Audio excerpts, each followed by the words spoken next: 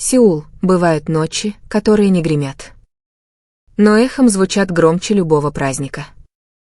Тишина не пустая, а полная затаённого дыхания. И есть имя, которое без слов до сих пор отзывается в сердцах миллионов.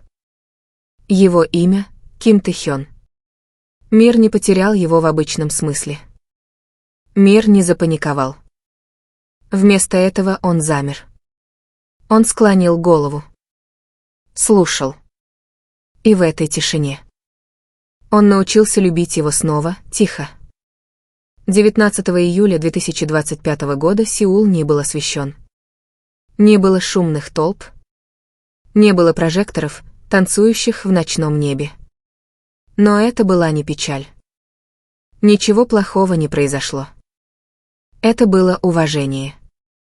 Уважение, превосходящее аплодисменты.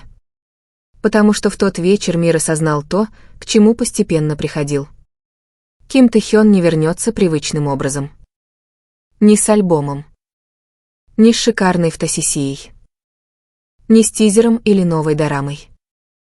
Но мир знал, он вернулся. Кто-то упомянул небольшой джаз-бар в Мапо, где играла мелодия, которую никто не узнал. Никакого названия. Никаких слов. Только ноты, которые текли, как утренняя роса, легко проникая в сердце слушателей. Женщина за третьим столиком плакала. Она не могла объяснить, почему. Имен не было. Но все знали, кто там был, ведь некоторым чувствам не нужно подтверждение, только присутствие. Ходили слухи о слитой фотографии.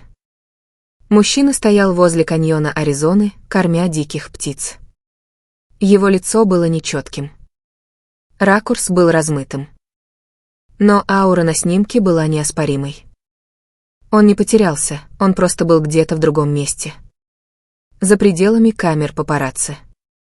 Свободный от тени индустрии. Он был Тэ-хёном, теперь носившим свое молчание, как шарф, позволяя солнечному свету окрашивать его волосы вместо студийного света.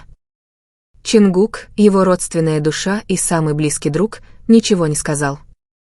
Но он оставил окно открытым.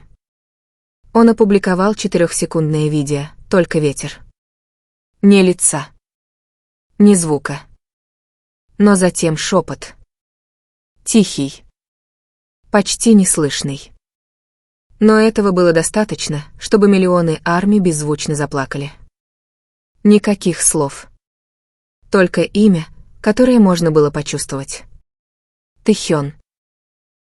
В Норвегии владелец магазина рассказал, что кореец купил старую пишущую машинку, молча заплатил и оставил салфетку с надписью. Иногда любви нужно исчезнуть, чтобы ее увидели. В Киото в стекольной мастерской была выставлена работа под названием «Момент между «да» и «прощай». Имя художника не было названо, но мазки кисти, цветовая палитра и тишина были слишком знакомы. Это был Тэ-хён в образе, который мог узнать только сердце. Никто не произнес ни слова. Но все склонились, словно в молитве. Он так и не объявил о своем уходе. Поэтому не было смысла объявлять о его возвращении. Тэ-хён однажды сказал: «Я хочу жить, как искусство, которое открываешь медленно». И теперь он действительно делал именно это. Не прячась, а исцеляясь. Не исчезая, а растая, как семя, тихо прорастающее под землей. И ты чувствовал это, не так ли? В музыкальном кафе, где ты сидел один, когда воскресный дождь застал тебя врасплох. В плейлисте, который каким-то образом точно знал, какая песня тебе нужна. В тишине, которая ощущалась как аккорд ре минор. Армии больше не ждали. Они помнили. Они писали стихи в дневниках, которые никогда не отправят. Они вкладывали фиалки в старые книги с небольшой запиской. Он когда-то улыбался здесь. Они не умоляли Тэ-хёна вернуться. Потому что знали, любовь к нему заключалась не в близости, а в присутствии, даже если это было неприкасаемо. Музыкальная индустрия, как обычно, была потеряна. Она не знала, что делать с такими, как Тэхён. Он стал вирусным не из-за скандала. Он стал трендом не из-за уловки. Он не продавал шум. Он продавал тишину. Он предлагал пространство. Он предлагал время. Пока все остальные гонялись за сценой, Тэхён гонялся за восходом солнца над замерзшим озером в Исландии. Фотографировать было нельзя. Но сказать, вот как я звучу. Сейчас. И миллионы сердец ему поверили. Потому что некоторым людям не нужно ничего доказывать. Им просто нужно быть. На киностудии Лос-Анджелеса. Композитор отказался назвать автора саундтрека. Но ARMY знали. Они плакали не из-за музыки, а потому, что она напоминала им воспоминания. Как те звуки, которые они слышали среди дождя и гула ночного поезда. Чингук все еще обнимал ее. В песне. В движении. В дыхании. Фанат заметил новый тон в его исполнении. Незнакомые аккорды. Больше эмбиента. Медленнее. Больше Тэхёна. Когда его спросили, Чингук ответил невнятно. Только улыбка, то, чему не учат на уроках домашнего задания. Просто короткое предложение, обещаю не говорить от его имени. Просто чтобы дать ему пространство. 18 июля 2025 года во Флоренции появилась фреска. Мальчик стоял под синяками пурпурного ночного неба. На табличке внизу было написано «Тому, кто научил Луну ждать». Подписи не было. Но фанаты знали. Они оставляли лавандовые лепестки. Никаких криков. Только шептали. Я знал, что он приедет в Италию таким образом. Тэхён не шел по следам. Он путешествовал эхом. Он не появился на концерте. Он появился, чтобы напомнить, искусству не всегда нужна сцена. В Чеджудо рыбак рассказывает историю о молодом человеке, который играл на трубе на рассвете у моря. Песни не было. Только дыхание. Только тоска. Никаких фотографий. Только вот это, казалось, он не пытался вернуться, просто чтобы его помнили. Чингук зажег свечи, а не прожекторы. На своем последнем концерте он исполнил неизвестную песню. Вы не найдете ее на Spotify. Песня без слов, но она ощущалась как письмо от того, о ком он до сих пор вспоминает во сне. Он не назвал никого по имени. Но сказал тому, кто делает тишину полной. Фэндом стал религией терпения. Больше никаких криков в социальных сетях. Никаких погонь за обновлениями. Они пишут стихи, как молитвы. Они говорят, просто дыши. Этого достаточно. Потому что они знают, Тэхён читает.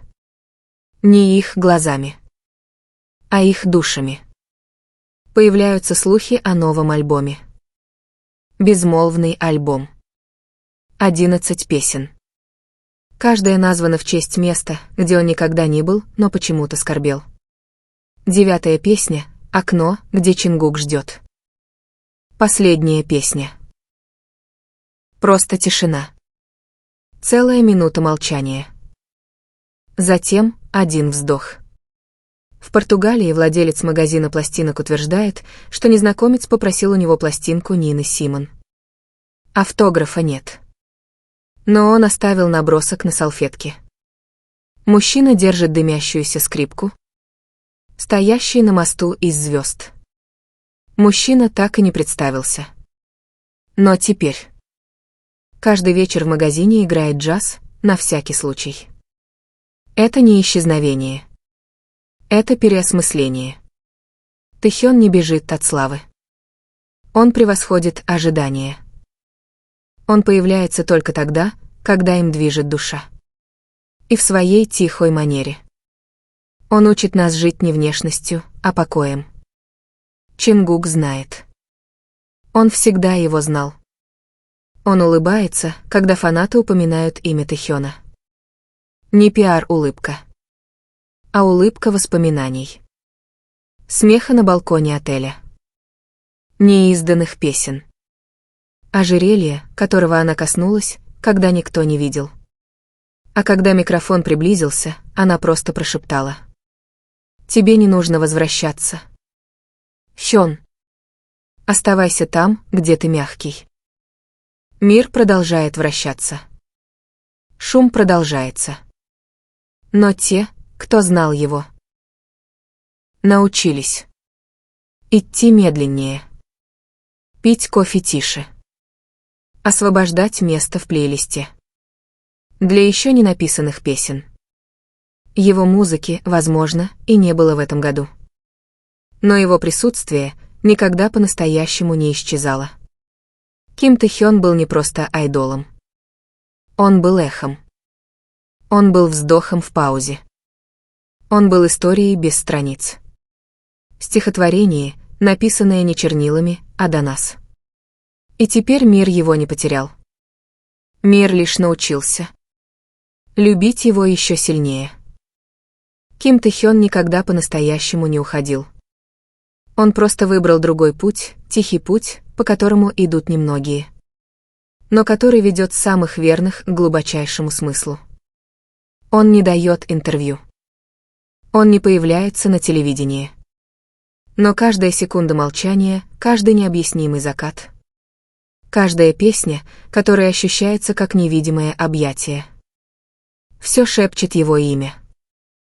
Он здесь, в тишине, в глубоком вдохе перед тем, как польются слезы. В незначительных моментах, которые вдруг становятся священными. Как в том, как Чингук берет ноту. В том, как фанаты пишут стихи, не надеясь, что их прочитают. В звуке ветра, который не улавливает микрофон. В неподписанных фресках. В любви доказательства не нужны. Мир, возможно, не видит его сегодня. Но по-человечески.